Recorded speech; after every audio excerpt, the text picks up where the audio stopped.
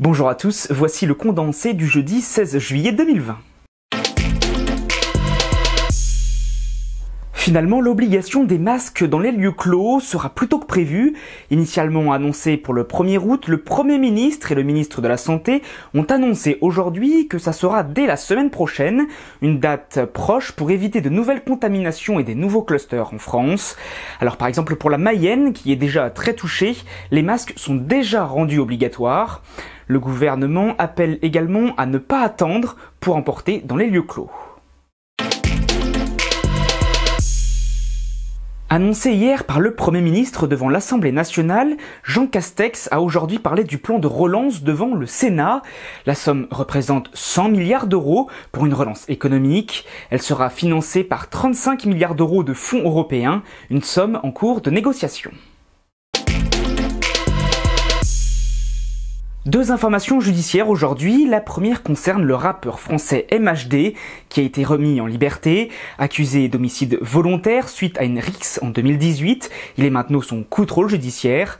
Placé en détention depuis 1 an et demi, il pourrait y retourner dès le 23 juillet, suivant ce que dira la Cour d'appel de Paris. La date du procès n'est toujours pas connue. Seconde information qui concerne cette fois-ci 3 policiers dans l'affaire du décès du livreur Cédric Chouviat. D'après l'AFP, 2 forces de l'ordre ont été mises en examen et aujourd'hui un autre a été déclaré témoin assisté.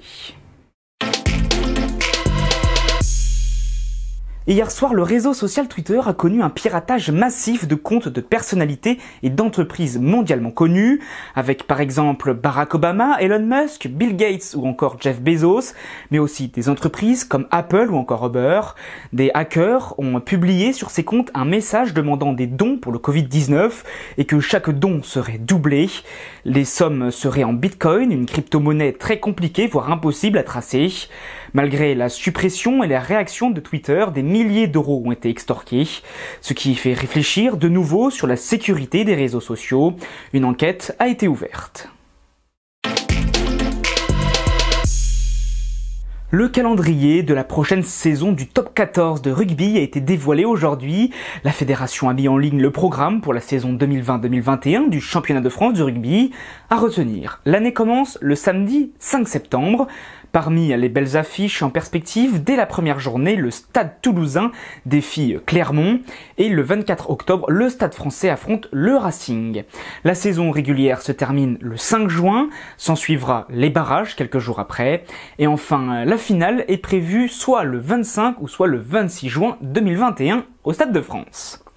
C'est la fin du condensé pour aujourd'hui, n'hésitez pas à réagir, à commenter et à partager sur les réseaux sociaux.